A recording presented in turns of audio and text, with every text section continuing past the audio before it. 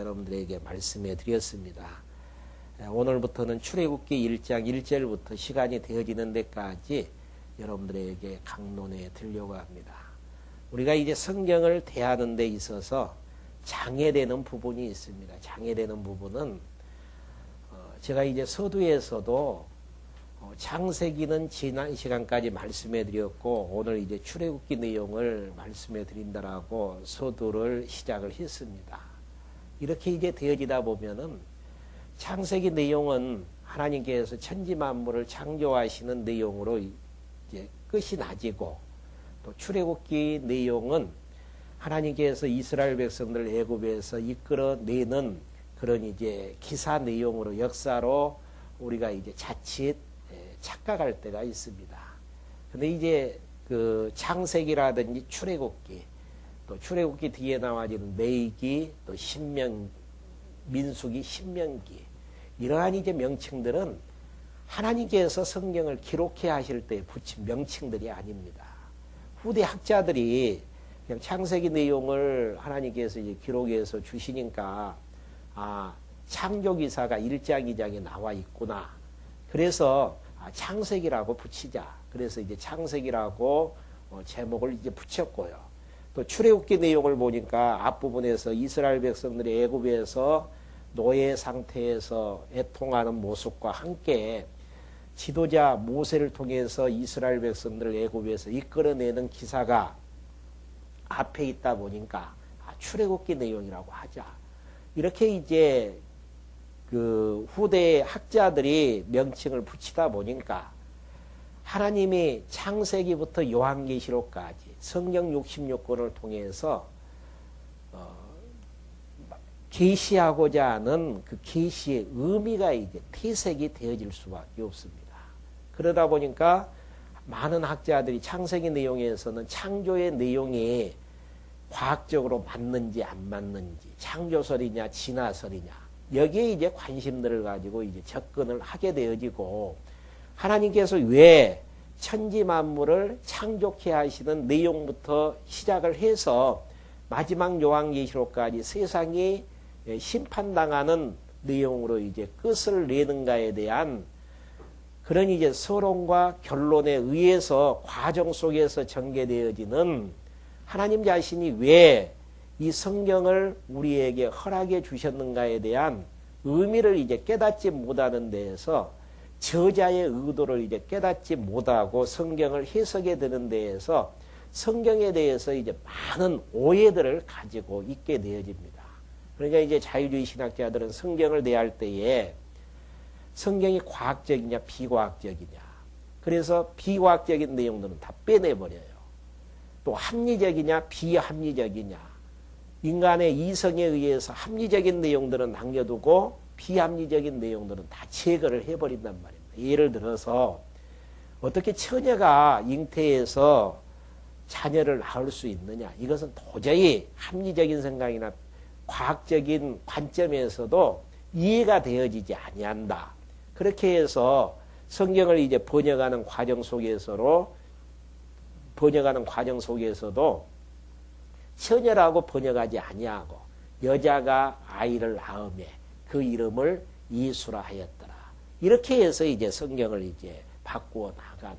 그리고 이제 뭐 설화나 전설 정도로 성경을 이제 취급하게 되어집니다. 청주 지역에 청주 장로교회가 세워지게 되어지는 가장 중요한 부분은요. 창세기부터 요한계시록까지 하나님이 성령의 감동으로 많은 이제 기자들을 동원해서 성경을 기록해 했는데 그 의미를 하나로 이제 우리가 이제 하나님께서 우리에게 이 성경을 왜 기록해 하셨을까? 그 기록 목적에 의해서 의미를 하나로 이제 생각해 내고 그 성경의 본문 따라서 차근차근 성경을 가르치게 되어지므로 오고 오는 후대들에게 하나님께서 성경을 기록해 하신 그 의미를 순수하게 그 전승해 나가는 작업을 해나가기 위해서 많은 교회들이 있지만은 그래도 청주장로교회를 하나님께서 세울 수 있도록 인도해 주셨고 엄청난 아픔과 시련 속에서 이 자리까지 오게 하신 줄 압니다. 외형적인 부분이 중요한 게 아니에요. 교회 규모가 중요한 게 아니고 청주 장로교의 강단에서 하나님께서 성경을 기록해 주셨는데 이 기록한 의도대로 순수하게 성경이 얼마나 바르게 증거됐냐에 따라서 17년 전에 세워진 청주 장로교회가 하나님께서 세우게 하시는 그 의미를 잘 지금 수행하고 있느냐라는 그런 이제 결과를 내놓을 수가 있습니다. 그러니까 여러분들이 이제 출애굽기 내용 1장 1절부터 시작이 되어지지만은요, 그냥 출애굽기라는 그 제목 자체를 여러분들이 이제 머릿속에서 지워버리시고, 또 지난 시간까지 그냥 편의상 창세기 뭐 1장, 2장, 3장, 4장, 그래서 뭐 50장을 마치고 출애굽기 1장 내용으로 들어갑니다라고 편의상 이야기를 하지만은 거기에 이제 관심 두지 마시고 하나님께서 하나님 자신을 계시해 나가는 과정 속에서 어떻게 시작을 하셔서 어떤 과정을 통해서 어떻게 마무리를 지어 나가심으로 하나님 자신을 계시해 나가는가에 대한 거기에 이제 초점을 맞추셔서 여러분들이 성경을 봐 나가셔야 되고요. 또 이제 더불어서 1장, 2장 이 부분도 별 의미가 없습니다. 그냥 성경을 찾기 좋게 후대 학자들에 의해서 붙여지는 장이기 때문에, 그러니까 하나님께서 기자를 통해서 기록해 하실 때에는 뭐 1장 몇 절 그렇게 이제 기록해 하시는 것은 아니고 쭉 기록해 하셔서 성령의 감동으로 성경을 한 권으로 이제 모으다 보니까 창세기부터 요한계시록까지 하나님께서 순수한 배열 따라서 이렇게 66권이 우리에게 이제 와지게 되어졌다라는 사실입니다. 성경을 하나님께서 우리에게 기록해 하신 목적은 단 한 가지예요. 어두워서 하나님이 어떠한 분이신가를 알지 못하는 하나님의 선택한 백성들에게 하나님 자신을 계시해서 하나님이 여호와이심을 계시해서 하나님을 여호와로 경외하면서 살게 하시려는 하나님의 섭리의 숨결이십니다. 그래서 창세기 내용에서는 하나님 자신을 계시하는 방법이 언약이죠. 그러니까 출애굽기 내용을 여러분들에게 말씀해 드리기 위해서는 창세기부터 연결을 지을 수밖에 없습니다. 하나님 자신을 계시하기 위해서 하나님께서 언약해 주시는데 이 언약 내용이 창세기 1장부터 창세기 36장까지의 내용이죠. 이 언약은 어떠한 내용인가? 하나님께서 이스라엘 자손들을 하늘의 별처럼 바다의 모래알처럼 많은 백성들을 허락해 주시겠다라는 약속 한 가지 하고요. 두 번째 약속은 그 백성들을 생육하고 번성해서 가나안 땅에서 살게 해 주시겠다라는 약속입니다.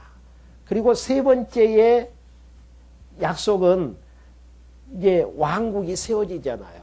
그래서 다윗 왕을 세워서 통치케 해 주시겠다라는 이러한 이제 세 가지의 약속을 하나님께서 아브라함과 이삭과 야곱에게 허락해 주시는데 이 약속 따라서 첫 번째 약속인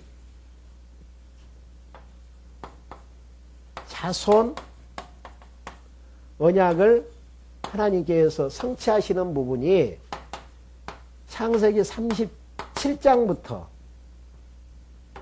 민수기서까지예요. 민수기서 30장까지 내용을 통해서 자손 언약을 성취하시는데요. 먼저 이제 자손을 번창케 하시는 장면이 이제 창세기 후반부터 이제 나오게 되어지는데요. 어떠한 방법으로 하나님께서 자손을 번창케 하시는가? 자손을 보호하시고 자손이 가는 길을 하나님께서 형통하게 하시는 어떠한 가운데에서도 하나님께서 보호해 주시는가? 언약 자손들이 범죄하고 참 추한 모습 가운데에서도 하나님께서 하나님 자신이 약속하셨던 이 약속을 이루어 나가시기 위해서 언약 자손들을 보호하시고 그 가는 길을 하나님이 선하신 뜻대로 형통한 길을 걷게 하시는, 그러면서 이제 두 번째 장면이 바꿔지는 부분이 출애굽기 1장부터의 내용이죠. 자손의 생육과 도전의 내용이 나와지게 되어지죠. 그러니까 하나님께서 언약 자손들을 어디에다가 데리고 가셔서 생육하고 번성케 하시는가? 평범하게 이제 우리가 이제 상식적으로 생각을 한다면은 가나안 땅 주시기로 약속했기 때문에 가나안 땅에서 이스라엘 백성들을 생육하고 번성케 하신다라고 생각할 때가 있습니다. 그리고 이제 아기도 잘 낳을 수 있도록 육체적으로 건강하게도 하고 환경들도 좋은 환경을 허락해 주셔서 이제 그렇게 되어진다라고 생각할 때가 있지만은, 하나님께서는 하늘의 별처럼 바다의 모래알처럼 많은 자녀를 주시겠다라고 약속해 주셨는데 그 약속을 어떠한 환경에서 이루어 주시는가? 애굽의 노예 상태에서 하나님께서 생육하고 번성하고 땅을 정복해 하시는 하나님의 섭리. 오늘 이게 1장 내용 들어갈 거거든요. 1장에 보면은 수없는 박해와 학대 가운데에서도 하나님의 선하신 뜻은 어그러지지 아니하고 그대로 이제 이루어지게 되어지는 하나님의 섭리의 내용이 나와지죠. 그러니까 하나님께서 아브라함과 이삭과 야곱에게 언약해 주셨던 이 언약이 언약했으니까 우리 자신보다 이루라는 이야기가 아니에요. 생육하고 번성하라 말씀하시는 하나님께서 그 말씀을 명령으로 주셨잖아요. 명령으로 주신 하나님께서 이스라엘 백성들을 통해서 학대 가운데에서도 생육하고 번성케 하시는 여호와이심을 우리에게 계시케 하시려는. 그러니까 왜 언약하시고 자손 언약을 성취케 하시는가? 하나님이 여호와이심을 우리에게 어떻게 계시해 주시기 위해서. 계시라는 이야기는 다른 게 아닙니다. 여기 이제 커튼이 있는데요. 이렇게 커튼이 쳐져 있으면 뒤에 뭐가 있는지 모르잖아요. 감추어졌기 때문에. 근데 커튼을 열면은 칠판이 붙어 있구나. 그러니까 어두워서 타락에서 죽어버린 하나님의 백성들, 타락에서 하나님이 어떠한 분인 걸 알지를 못하거든요. 그러니까 하나님 자신이 언약하시고 언약대로 성취해 주심으로 언약대로 이루어 나가시는 그분이 여호와이신데 그분은 분명히 살아계신 역사의 주권자이시다. 이걸 알게 해서 그 하나님을 경외케 하시려는 내용으로 성경 66권을 허락해 주셨다라는 거. 그러니까 우리가 이제 성경을 봐나가는 관점은 하나님 자신이 우리에게 이제 오픈해 주셨는데 하나님 자신이 어떠한 분이신가를 자손 언약이 성취되어지는 과정 속에서 하나하나 이제 확인하는 작업이죠. 그래서 하나님께서 이제 출애굽기 1장부터는 생육하고 이제 도전케 나가는 과정을 그리고 있는데요. 어떠한 환경 속에서 하나님께서 생육케 하시는가? 1장 부분에서는 애굽 왕의 학대 가운데에서 도저히 아기를 낳지 못하게끔 하나님 이제 애굽 왕이 여러 가지 방법을 쓰거든요. 그런 가운데에서도 하나님의 선하신 뜻이 펼쳐지게 되어지다. 그게 이제 신약 시대 때에 교회가 하나님의 백성들에 의해서 이제 그 머리 대신 예수님께서 하나님의 백성들을 이제 생육하고 번성케 해서 복음의 씨로 번성케 해서 교회를 아름답게 세워나가는 그러한 이제 장면하고 같은 부분들이죠. 그러니까 교회는 평탄한 길로 가는 게 아니에요. 이스라엘 백성들이 생육하고 번성하는 과정 속에서 엄청난 학대 가운데에서도 하늘의 별처럼 바다의 모래알처럼 많은 백성들이 생육하고 번성케 되어지듯이 하나님의 선하신 뜻은 방해 가운데에서도 여러 가지 악조건 가운데에서도 하나님의 선하신 뜻은 이루어진다라는 사실입니다. 그러니까 우리가 출애굽기 1장 내용을 이제 접하게 되어지는데요. 창세기를 무시해서는 안 돼요. 창세기를 전제로 해서 하나님께서 하늘의 별처럼 바다의 모래알처럼 많은 자녀를 주시겠다라고 약속해 주셨는데 진짜 하나님께서 생육하고 번성케 하실까? 이러한 이제 질문을 가지고 그러면 어떠한 방법으로 하나님께서 생육하고 번성케 하시는가? 그 내용을 확인해 보면은 역사는 하나님께서 작정하신 뜻 따라서 역사는 흘러가지구나. 역사의 주관자는 하나님이시구나. 출애굽기 내용을 통해서 확인해 갈 수가 있다라는 이야기입니다. 그러니까 출애굽기 내용만 띄어갖고 보면은 애굽에서 나왔다. 그래서 이제 자유주의 신학자들은 그렇게 이제 우리 현실에 적용을 하죠. 독재하에서 억압받는 국민들이 이스라엘 백성들이 애굽에서 바로 왕을 거역하고 나왔듯이 우리도 이제 국가가 독재에서 우리를 억압하게 되어지면은 우리가 거기에서 이제 나와야 된다. 그러한 내용으로 이제 출애굽기 내용을 적용을 시킨단 말입니다. 그 내용은 아니에요. 하나님 자신이 어떠한 분이신가를 우리에게 계시하기 위해서 성경 66권을 주셨고 출애굽기 내용은 어떤 내용인가? 자손 언약을 세우신 하나님께서 하나님의 방법으로 하늘의 별처럼 바다의 모래알처럼 많은 백성들을 허락해 주심으로 역사의 주관자 되시는 하나님은 분명히 살아계셔서 우리와 함께 하시는 하나님이심을 우리에게 알게 해서 경외케 하시려는 섭리의 내용입니다. 그래서 이제 주보교환에 보시면 1장부터 2장까지는 자손의 생육과 이제 실현의 내용이 나와지죠. 그러니까 학대받는 내용을 이제 실현으로 표현하게 되어집니다. 하나님의 선하신 뜻이 이루어지는 현장에서는 반드시 실현이 있게끔 되어 있어요. 근데 이제 우리의 착각은 그게 아니잖아요. 하나님의 뜻은 만사 형통이다. 형통이라는 의미도 창세기 내용을 공부하면서 여러분들에게 말씀해 드렸지만은 하나님의 뜻대로 되어지는 게 형통이지 내 욕심의 뜻대로 되어지는 게 형통이 아니단 말입니다. 그러면 하나님의 뜻대로 되어지는 형통이 어떤 환경 속에서 형통의 길이 열리게 되어지나 실현 속에서 하나님의 선하신 뜻이 이루어진다라는 사실이에요. 실현이라는 것은 육체적으로 생각하면 고통이잖아요. 아픔이 되어지는 것이고.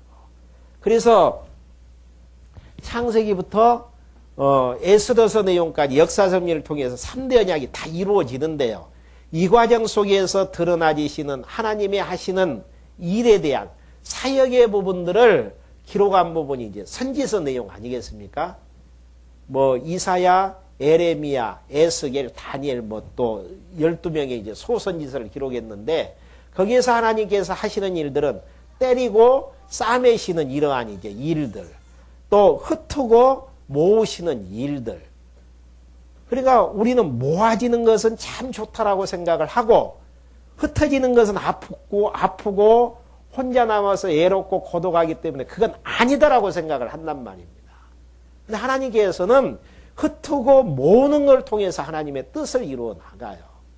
싸매는 것은 참 좋다라고 생각을 하는데 맞는 것은 하나님 편에서 없었으면 쓰겠다라고 생각할 때가 있습니다.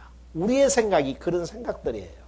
근데 하나님께서는 때리고 싸매는 걸 통해서 하나님의 선하신 뜻을 이루어 나가신단 말입니다. 그러니까 애굽 치하에서 400년 동안 종살이하는 것만 생각하면은 고통스럽고 아프죠.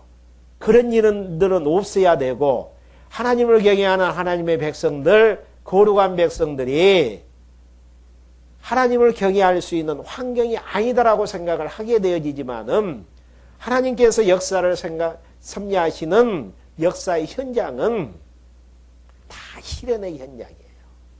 생육하고 번성하는 애굽에서 400년 동안 노예 생활에서 생육하고 번성해 나가고요. 또 20세 이상 된 자들이 광야 40년 동안 다 죽게 되어지죠. 여호수아 갈렙 빼놓고는. 그 광야 생활 자체도 실현의 현장이란 말입니다. 하나님께서는 하나님의 뜻을 펼쳐나가시면서 실현을 통해서 하나님의 뜻을 펼쳐나가시는데 왜 그러는가가 중요하죠. 왜라는 질문. 우리가 생각하는 우리도 좋고 하나님도 좋은 그런 환경 속에서 하나님의 뜻을 이루어 나가면 너무너무 좋은데 왜 하나님께서는 우리가 싫어하고 고통하고 탄식 속에서 살 수밖에 없는 그런 환경을 허락해 주시고 하나님의 선하신 뜻을 펼쳐나가시는가. 인간은 좋은 환경 속에서 역사가 이루어지면은 내가 잘해서 그랬다라고 생각해요. 교만하고 자만하고 하나님을 거역하게 되어진단 말입니다. 그리고 어려움 중에서 역사가 이루어지면은 인간의 힘으로서는 불가능했는데 하나님께서 정말 역사를 섭리해 가시구나. 하나님이 하신다라고 인정을 하게 되어진단 말입니다. 하나님의 교육의 목표는 거기가 있는 거예요.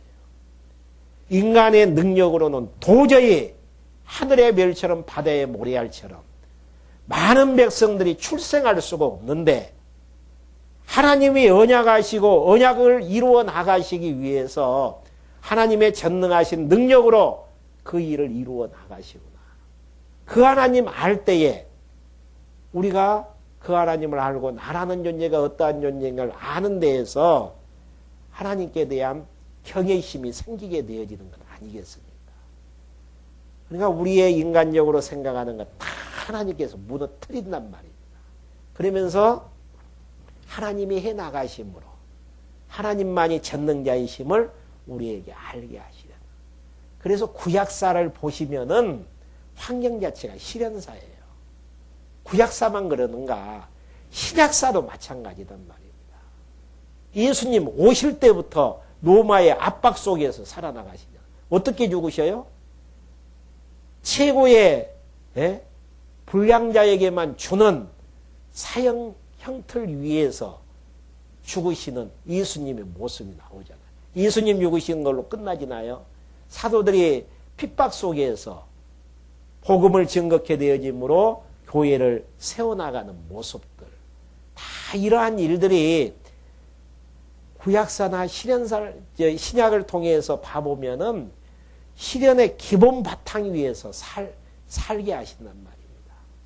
그러면서 하나님이 어떠한 분이신가를 우리에게 알게 해서 그 하나님을 경외케 하시는. 그래서 이제 1장부터 2장까지가 자손이 생육에 나가는 과정 속에서 실현이 나와지고요. 구체적으로 어떠한 실현인가? 자손이 생육하는 과정 속에서 애굽의 이제 학대가 나와지죠. 그러면 본문 내용 한번 하나하나 읽어가면서 정말 그러는지 안 그러는지 한번 확인할 수 있도록 하겠습니다. 먼저 이제 1장 1절부터 5절까지 야곱과 그의 자손들 70인이 애국에 가서 거하게 되어지는, 야곱과 함께 각기 권석을 데리고 애굽에 이른 이스라엘 아들들의 이름이 이러하니, 이제 그 1장 1절의 내용 보면 우리나라 이제 번역본에서는 그 창세기 내용하고 연결하는 접속사가 나와지지를 않고 있습니다. 근데 히브리어 성경 원문에 보면은 출애굽기 제일 앞부분에 보면은 와우라는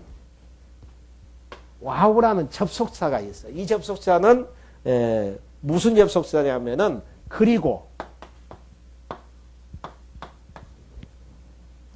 그리고라는 그런 이제 접속사의 의미를 담고 있죠. 이게 창세기 내용하고 출애굽기 내용이 연결되어졌다라는 내용이잖아요. 많은 자유주의 신학자들이 출애굽기 내용이 모세의 저작이냐, 모세가 기록했느냐, 기록하지 않았느냐. 창세기 내용을 모세가 기록했다면은 그리고라는 접속사를 보면은 출애굽기 내용도 모세가 기록했다라는 확인이 떨어지죠. 그리고 그 접속사가 있다라는 이야기는 창세기하고 출애굽기가 별개가 아니다라는 이야기예요. 그러니까 제가 서두에서도 말씀해 드렸지만은 성경을 봐나가는 것, 출애굽기 하면은 애굽에서 탈출하는 부분이다. 어떠한 방법으로 탈출했느냐. 여기에 이제 많은 신학자들이 관심이 있지. 진짜 하나님께서 생육하고 번성케 해주신다고 했는데 애굽에서 어떠한 과정을 통해서 하나님의 선하신 뜻이 이루어지므로 하나님이 여호와이심을 계시해 나가느냐. 여기에 초점을 맞추질 않는단 말입니다. 그래서 모세 관점에서 성경을 창세기를 보는 경우도 있고 출애굽기 내용을 보는 자유주의 신학자들도 있어요. 근데 그건 아니죠. 모세 관점에서 보다 보니까 어떤 이제 자유주의 신학자들은 설하다. 그러다 보니까 이제 모세가 살아있을 상황에서는 기록할 수 있지만은 모세가 태어나기 전에 어떻게 창세기 내용을 기록할 수 있느냐. 그것은 이성적으로는 안 맞다. 그래서 이제 그들이 하는 이야기는 창세기는 그러므로 설하다. 또 신명기서 내용을 기록하면서도 뒷부분은 모세가 이제 죽고 그 이후의 내용들이 삽입되어 있거든요. 그러니까 많은 사람들은 어떻게 자기가 죽은 이후의 내용들을 기록할 수 있느냐. 그 부분은 또 다른 그 역사의 이제 사료들을 첨가했다. 그래서 이제 편집설들을 주장하게 되어집니다. 근데 기자가 중요한 게 아니에요. 성령의 감동에 의해서 모세가 기록을 했기 때문에 모세가 태어나기 전에도 성령의 감동에 의해서 하나님께서 하나님 자신을 드러내기 계시방편으로 창세기 내용을 쓰게 하실 수 있단 말입니다. 살아있는 광경을 보면서도 쓰게 할 수 있고 죽은 후에도 쓰게 할 수가 있고. 왜? 기자는 모세지만은 저자는 하나님이시기 때문에 하나님께서 그 일을 왜 못하셔요? 얼마든지 하실 수 있죠. 그러니까 우리는 저자인 하나님이 왜 창세기부터 지금 이 사건들을 계속 이어서 기록하게 되어지는가. 출애굽기 내용을 이제 그리고 와우라는 접속사를 써서 이어서 야곱과 함께 각 족속을 데리고 이른 이스라엘 아들들의 이름은 이러하니 누벤과 시몬과 네이와 유다와 이사갈과 스불론과 베냐민과 단과 납달리와 갓과 아셀이요. 이미 애굽에 있는 요셉까지 야곱의 혈족이 모두 70인이었더라. 그럼 왜 출애굽기 내용을 시작을 하면서 연결을 지으면서 70명이 애굽에 들어간 사실들을 기록하고 있나? 이러한 이제 질문을 던지면서 이 내용을 볼 수밖에 없잖아요. 왜 갑자기 70명의 인원이 이제 들어간 사실들을 기록을 하면서 생육하고 번성하는 내용으로 들어가게 되어지는가? 생육하고 번성하는 내용들의 실제적인 내용들을 확인케 하기 위해서는 애굽에 들어간 숫자가 몇 명이었는가를 확인해 봐야 된단 말입니다. 그러니까 70명이 들어갔는데 애굽에서 나왔을 때 숫자를 세보니까 몇 명이었더라? 장정만 60만이었더라. 70명에서 400년의 노예 가운데에서도 장정만 60만이란 말입니다. 학대와 실현 가운데에서도 야, 하나님의 약속은 정말 하나님의 능력으로 이루어지구나. 그분은 분명히 살아계신 하나님이다. 이 하나님이 살아계신 하나님이 계시가 되어지잖아요. 그러기 위해서 생육하고 번성하는 과정을 그리기 위해서 몇 명이 애굽에 들어갔는가를 먼저 서두에서 이야기하는 것은 글을 써 나가는 논리성에서 당연한 부분이잖아요. 근데 이제 이러한 부분을 가지고 또 사도행전하고 비교해 가지고 사도행전은 75명이라고 했는데 출애굽기는 왜 70명이라고 했느냐. 그러니까 성경은 앞뒤가 안 맞으니까 하나님의 말씀이 아니다. 그런 것만 눈에 보이는 거예요. 요셉이 가족들과 함께 있었던 숫자까지 세면은 그 숫자 나와지죠. 그러니까 우리의 관심은 거기에 초점이 있는 게 아니고 왜 70명 들어가는 숫자를 출애굽기 서두 부분에서 지금 창세기하고 연결시키는 부분에서 지금 이야기하고 있느냐. 하나님의 의도는 어떤 의도에서 지금 무슨 이야기를 하시려고 그렇게 하실까. 상대방하고 전화하고 대화하면서도 상대방이 서론을 딱 내일 12시에 어느 커피숍에서 만나자. 그러면 궁금하잖아요. 왜 만날까? 돈 빌리기 위해서 만날까? 만나달라고 한 것인지, 아니면 사업상 의논하기 위해서 그러는 것인지, 아니면 자기 자랑거리가 있어서 그러는 것인지. 근데 딱 만나가지고 서두 이야기하는 것 보면은, 이래서 지금 무슨 이야기를 하려고 이렇게 하구나. 만나자고 했구나. 그냥 할 수 있잖아요. 그러니까 성경은 앞뒤 문맥 잡아서 내용들을 의미 분석하지 아니하면은 코에 걸면 코걸이, 귀에 걸면 귀걸이에요. 애굽에 들어간 숫자가 70명이냐 75명이냐. 사도행전에서 75명이라고 했는데 출애굽기에서 왜 70명이라고 했느냐. 그것 가지고 몇 년 동안 고민을 하게 되어지는 것이에요. 그래서 결론은 성경은 하나님의 말씀이 아니다. 이런 결론으로 이제 성경을 알지 못하는 자는 이끌고 나가게 되어지고, 모세가 어떻게 창세기를 기록할 수 있으며 죽은 후의 내용을 기록할 수 있는가. 그것은 기자 입장에서 보다 보니까 이제 그런 문제점들이 노출이 되어지는 것이죠. 근데 우리는 성경 66권이 하나님 자신의 계시라고 봤을 때에 성령의 감동에 의해서 성경 66권을 하나님께서 기록해 하셨단 말입니다. 그래서 앞 내용부터 연결 지으면서 70명을 이야기하는 이유는 하나님께서 생육하고 번성하는 역사를 하나님의 전능하신 능력으로 행하셨다라는 사실들을 우리에게 알게 하기 위해서 먼저 70명을 거론을 하시구나. 그러면서 6절부터 7절까지 그 후 야곱의 자손이 애굽에서 생육하고 강대해지는 장면을 기록을 정확하잖아요. 지금 의미 분석이 정확하단 말입니다. 6절 한번 봐보죠. 요셉과 그의 모든 형제와 그 시대 사람은 다 죽었고, 그러니까 창세기의 내용을 반학할 때는 바로왕이 요셉에게 제2인자의 자리를 물려준 거예요. 그러면 요셉 시대 때 있었던 바로왕의 이제 모든 것들을 다 지금 애굽의 이제 군왕들이 이어받았다면은 많은 사람들이 하는 이야기가 요셉 덕에 이스라엘 백성들이 이렇게 잘 살 수 있었겠지. 물론 요셉이 살아있었을 때에는 그렇게 할 수도 있죠. 근데 성경은 어떻게 기록을 하냐면요. 6절 보면 요셉과 그 모든 형제와 그 시대 사람들은 다 죽었고, 그러니까 요셉에 의해서 무엇인가 배려는 지금 상태에서는 없다라는 이야기죠. 그런 의미를 담고 있죠. 7절 이스라엘 자손은 생육이 중다하고 번식하고 창성하고 심히 강대하여 온 땅에 가득하게 되었더라. 그냥 7절 내용에서 이스라엘 백성들은 생육이 중다하였더라. 그렇게 기록할 수도 있잖아요. 근데 왜 계속 반복을 하면서 온 땅에 가득한 이스라엘 백성들의 모습들을 지금 기르고 있는가. 다시 한번 읽어볼까요?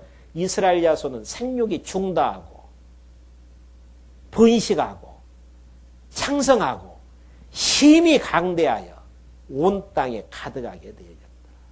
70명의 이스라엘 백성들, 야곱의 후손들이 들어가서 요셉도 죽고 그 형제들, 그 시대 사람들이 다 죽었기 때문에 요셉이 어떠한 일들을 애굽을 위해서 했는지에 대해서는 아무도 몰라요. 그런 상황 가운데에서 중다하고 번식하고 창성하고 강대하고 땅에 가득했다라는 이야기는 하나님의 능력에 의해서 하늘의 별처럼 바다의 모래알처럼 많은 하나님의 백성들을 주시겠다라는 그 약속이 이루어졌음을 확인해 주는 대목이잖아요. 이방 땅 가가지고 이렇게 온 땅을 이스라엘 백성들로 덮을 수 있다라는 거. 하나님의 보호와 형통의 길이 아니면은 불가능한 모습들이잖아요.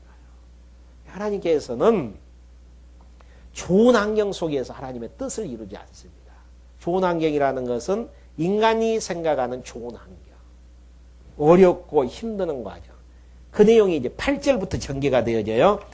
8절부터 14절까지 어떤 환경 속에서 생육이 중다하고 번식하고 창성하고 힘이 강대하고 온 땅이 가득하게 되어지는 이러한 역사를 이루게 되어지는가.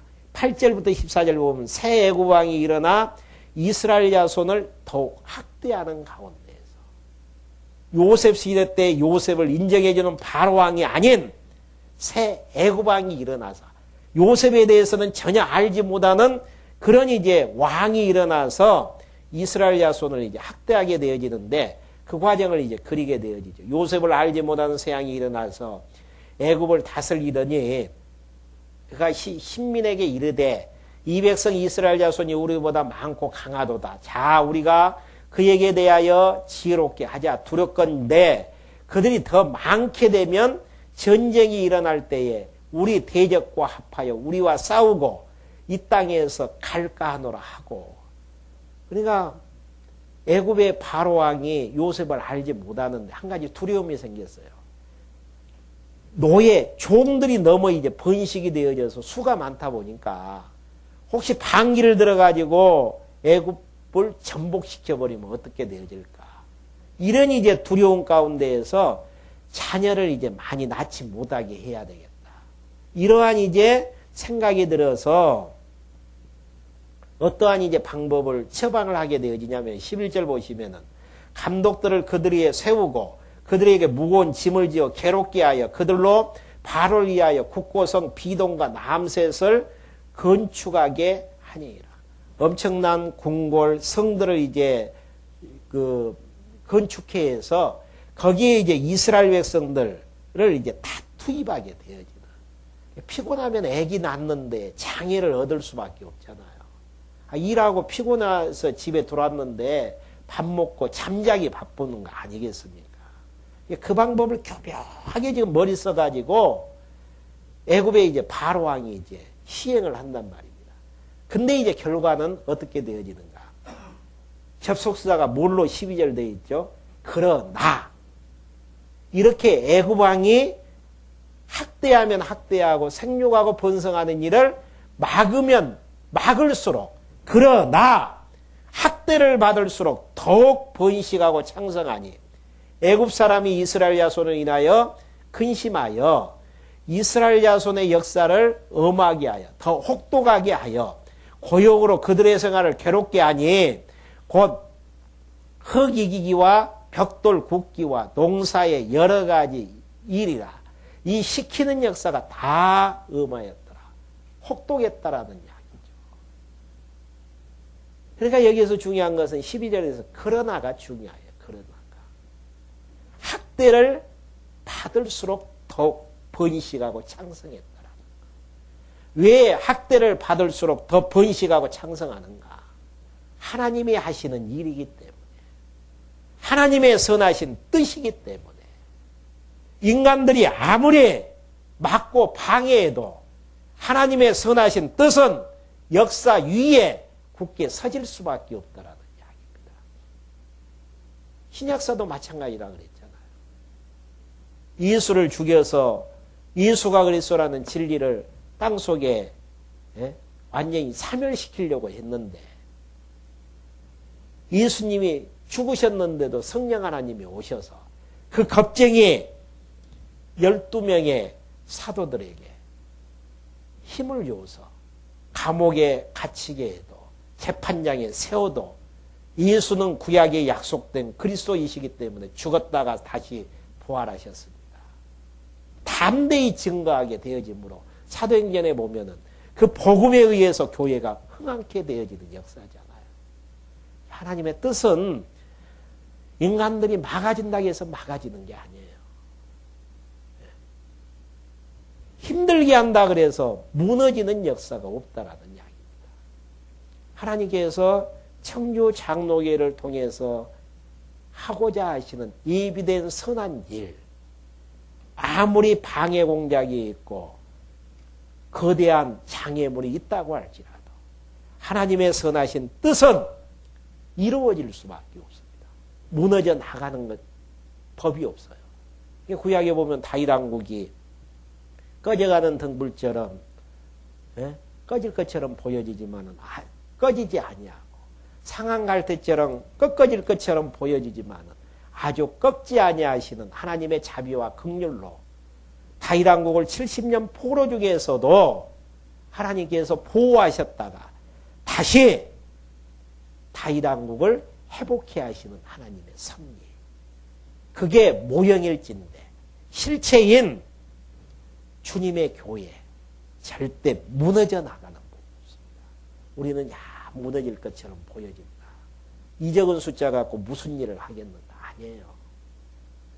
지금 생육하고 번성하는 애굽에서의 광경, 왕 한마디의 명령이면은 죽일 수도 있고 살릴 수도 있잖아요.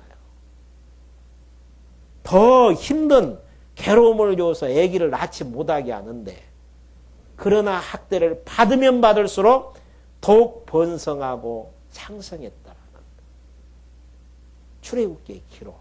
이게 하나님이 하시는 일이라니까요. 하나님이 막으면은 어느 누구도 할 수가 없고, 하나님께서 허락하시면은 막아도 일들은 되어진다니까요. 문제는 하나님이 허락하신 일이냐, 하나님이 계획하신 예비된 일이냐 아니냐가 중요한 부분이죠. 그래서 로마서 이제 부분 뒤쪽에 가면은 하나님께서 날마다 우리가 거룩한 산제사를 드려야 되는데 하나님의 선하신 뜻이 무엇인가 항상 분별하면서 살아나가는, 우리가 하루를 살아나가면서 기본적인 생활의 출발점이 거기가 있단 말입니다. 하나님의 선하신 뜻. 내가 이 일을 해야 되는데 이게 하나님의 선하신 뜻이냐 아니냐. 하나님의 선하신 뜻이면은 그 일은 반드시 되어져요. 내가 안 해도 되어지고 다른 사람이 방해해도 그 일은 되어질 수밖에 없단 말입니다. 하나님의 선하신 뜻이 아니면은 아무리 힘 모아서 그 일을 이루어 나가도 언젠가는 무너질 수밖에 없고 그 일은 이루어질 수가 없고, 그러니까 하나님의 선하신 뜻을 항상 분별하는 것. 출애굽기 1장 내용에서 생육하고 번성하는 것, 아무리 바로왕이 막아도 학대를 하면 할수록 이스라엘 백성들은 그냥 번성하게끔 되어 있다니까. 왜? 하나님께서 약속하신 선하신 뜻이기 때문에. 그래서 이제 바로왕이 그 방법도 지금 안 되거든요. 그래서 이제 두 번째 방법으로 이제 막으려고 15절부터 22절까지 어떤 방법을 동원하게 되어지냐면, 산파를 통하여 이스라엘의 남자아이는 죽이라고 해요. 남녀가 결합이 되어졌을 때에 생육하고 번성하는 것이지, 남자의 씨가 말라지는데 생육하고 번성할 수는 없는 거잖아요. 그러니까 학대에서 그 일이 이제 막아지지 아니하니까 바로왕의 권세로 두 번째 이제 사내 아이가 태어나면은 다 죽여버리라는 내용이죠. 15절 한번 봐보죠. 애굽왕이 히브리 산파 시프라라 하는 자와 부하라 하는 자에게 일러 가로되 너희는 히브리 여인을 위하여 초산할 때에, 초산이라고 번역되어 있는데 희산이라고 번역하는 게 문맥이 더 부드럽습니다. 희산할 때에 살펴서 남자여든 죽이고 여자여든 그는 살게 두라. 그러나 산파들이 하나님이 두려워하여. 그러니까 이 산파들을 보내가지고 희산하는 과정 속에서 희산하는 이제 일이 있었을 때에 사내 아이면 다 죽이라는 이야기예요. 그러면 왕의 이야기를 들을 수밖에 없잖아요. 왜? 자기 생명도 이제 왕에 의해서 죽을 수 있기 때문에, 반대파에 섰을 때는. 근데 문제는 그러나가 중요해요. 그러니까 12절에서도 그러나가 있었고, 첫 번째 17절에서도 그러나, 산파들이 애굽왕보다 누구를 더 두려워하냐면 하나님을 두려워하여 애굽왕의 명을 어기고 남자를 살린지라. 이런 강대한 마음을 누가 주시는가? 하나님이 허락해 주시는, 하나님께서는 하나님의 선하신 뜻을 이루어 나가는 과정 속에서 환경, 사람들의 마음 다 허락해 주셔요. 주관해 가신단 말이에요. 그러니까 두려워할 수 있는 마음, 애구방을 두려워해야 되는데 현실적으로 보면은 애구방을 두려워하지 않냐고 도리어 누구를 이제 두려워하게 되어지는가? 하나님을 두려워하게 되어져서 남자아이를 감히 죽이지 못하게 만드는. 그러니까 아무리 애구방 입장에서는 살리려고 해도, 죽이려고, 그 남자아이를 죽이려고 해도 산파들이 말을 듣지를 않는데, 왜 산파들은 말을 안 듣나? 하나님을 두려워할 수 있는 마음을 하나님이 허락해 주시는 데에서, 두려워하는 마음, 부드러운 마음, 승복하는 마음, 반대하는 마음, 하나님의 선하신 뜻이 이루어지는 과정 속에서 하나님께서 필요한 마음들을 허락해 주셔서 하나님의 뜻을 이루어 가시는 과정들이죠. 그러니까 이제 애구방이 그걸 알았죠. 18절에 애구방이 산파를 불러서 그들에게 이르되 너희가 어찌 이같이 하여 남자를 살렸느냐. 산파가 바로에게 가로되 히브리 여인은 애굽 여인과 같지 아니하고 건장하여 산파가 그들에게 이르기 전에 해산하였더이다 하매. 그러니까 애굽왕에게 이제 변명을 하죠. 애굽의 여인들은 우리가 갔었을 때에도 해산을 하지를 못하는데 이스라엘 백성들의 그 여인들은 너무 건강해가지고 우리가 이르기 전에 다 아이를 이제 그 출생해 버렸습니다. 그러니까 우리가 죽일 수 없는 것 아니겠습니까? 그러니까 이제 그렇게 이제 변명하게 되어지는. 그러면서 이제 모세가 이제 해석을 달죠. 20절. 하나님이 그 산파들에게 은혜를 베푸시니라. 백성은 생육이 번성하고 힘이 강대하며 산파는 하나님을 경외하였으므로 하나님이 그들의 집을 왕성케 하시느니라. 하나님께서 산파들의 마음을 붙들고 모든 환경들을 붙들어 나가는 데에서 하나님의 뜻 따라서 산파들은 이제 사용되게 되어지는 이러한 모습들. 그러니까 이제 마지막 바로가 이제 방법을 쓰죠.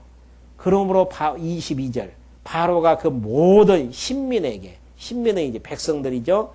명하여 가로되 남자가 나거든 너희는 그를 하수에 던지고 여자여든 살리라 하였더라. 그러니까 잉태 때에 출생 때에 이제 죽이려고 했는데 계속 자녀들이 아들들이 이제 나오게 되어진단 말입니다. 이후부터는 남자아이는 다 하수에다 던져버려라. 그러니까 이런 부분들이 하나님의 선하신 뜻을 막으려고 엄청난 이제 발아가는 모습들이잖아요. 그런다 그래서 하나님의 뜻은 막아지지가 않습니다. 이걸 알면은 이러한 하나님이 펼쳐나가시는 역사를 알면은 우리 자신껏 포기하면서 살 수 있잖아요. 아무리 내가 포기해도 하나님의 뜻이면은 되어지는 것이고 아무리 일이 아니면은 나는 이 세상에서 비참하게 살 수밖에 없고 망할 수밖에 없다라고 생각을 해도 하나님의 뜻이 아니면은 안 이루어진다라는 걸 알기 때문에 그 하나님 아는 데에서 평안한 마음 가지고 산다라니까요. 우리를 고달프게 하는 게 그거 아니에요. 이렇게 돼야 되는데 이렇게 안 되어지면은 안 되는데 내 인생은 참 힘드는데 그것 때문에 밤잠 못 자면서 살아나가는 거 아닙니까? 되어지느냐 안 되어지느냐. 그래서 이제 수단과 방법을 동원해 가지고 되어질 수 있도록 여러 가지 방법론을 동원하다 보니까 참 피곤한 인생을 살아나가는 것이죠. 우리가 인생의 주관자다면은 우리 인생의 주관자다면은 우리 뜻대로 되어져요. 그러지만은 창세기부터 출애굽기 1장 내용 확인해 봤지만은 역사의 주관자는 하나님이십니다. 그걸 어떻게 아는가? 하나님께서 하나님의 뜻을 언약으로 공포하시고 공포하신 뜻 따라서 역사를 섭리하시는 것을 보니까 하나님이 역사의 주관자라는 사실이 너무너무 확인되어지잖아요. 힘쓰고 애써도 안 되어지는 것은 안 되어지는 거예요. 안 되어지는 것은 왜 안 되어지는가? 하나님의 뜻이 아니든지 아직 때가 안 되어졌든지. 하나님의 뜻이라면 지금 안 이루어져도 5년 후, 10년 후에 일은 반드시 이루어지게 되어집니다. 하나님의 뜻이 아니니까 안 이루어지는 일은 아무리 걱정하고 근심한다 그래서 되어지지를 않는 거라는 이야기입니다. 하나님을 배우면 배울수록 마음이 평안하다는 것은 되어지는 것 인정하면서 살기 때문에 아, 내가 이런 계획을 세웠는데 하나님의 뜻이 아니니까 아직 안 이루어졌구나. 하나님의 뜻이라면 하나님의 때에 이루어지겠지. 그러면서 하나님을 아는 데에서 포기가 되어져요. 그냥 막 악착같이 살다가 안 되어지고 안 되어지니까 비참하게 포기를 하는 것은 참 불쌍하게 보여지잖아요. 근데 힘쓰고 애쓰지 않으면서도 하나님이 하시는 것 바라보면서 환경들이 조성이 되어지면은 하나님의 뜻이기 때문에 이렇게 환경들을 조성해서 역사를 섭리해 가시구나. 그러니까 우리는 이 땅 살아나가는 게 참 편한 게 그냥 되어지는 일 하면 되어진다니까요. 안 되어지는 일은 안 하면 되어지는 거예요. 그 말이 어려운 게 아니잖아요. 되어지면은 상대방의 마음도 하나님께서 감동케 하고 협력케 할 것이고 환경들도 조성이 될 것이고 그건 하나님의 뜻이니까 환경도 마음도 모두어지는 거 아니겠습니까? 하나님의 뜻이 아닌 것은 아무리 내가 인간적인 방법으로 마음을 모두어도 안 되어지는 것은 안 되어지는 거예요. 다윗왕 압살롬이죠. 성문 앞에서 오고 가는 백성들 마음 다 빼앗아가지고 다윗왕국 자기 아버지 쫓아내버리고 다윗왕국 점령하지 않습니까? 그게 잠시 왜? 하나님께서 허락지 않는 일이기 때문에. 솔로몬이 세워지느냐 아도나니가 그 형이 이제 왕으로 세워지느냐. 왕이 먼저 그 형님이 먼저 만세를 불러버리잖아요. 자기 아버지 이제 병 들어갖고 다윗왕이 죽기 전이기 때문에. 하나님의 뜻은 솔로몬으로 왕위가 이어지게 되기 때문에 큰아들 계획 다 무너져 버리고 결국은 죽게 되어지고 솔로몬으로 왕위가 이어지게 되어지는. 먼저 만세 불렀느냐 안 불렀느냐가 중요한 게 아니에요. 중요한 것은 하나님의 마음이 어디가 있느냐가 중요한 거란 말입니다. 그러니까 하나님의 선하신 뜻을 분별하면서 되어지는 일을 즐겁고 기쁘게 해나가는 작업들. 너무너무 편한 신앙생활 아니겠습니까? 근데 우리는 안 되어지는 일, 하나님께서 허락지도 않는 원대한 꿈을 가지고 이 세상을 살아나가려고 하는 데에서 고달픈 인생길을 살 수밖에 없습니다. 바로왕이 아무리 막아도 학대해도 남자아이를 죽이려고 해도 하나님의 뜻은 펼쳐지는 거예요.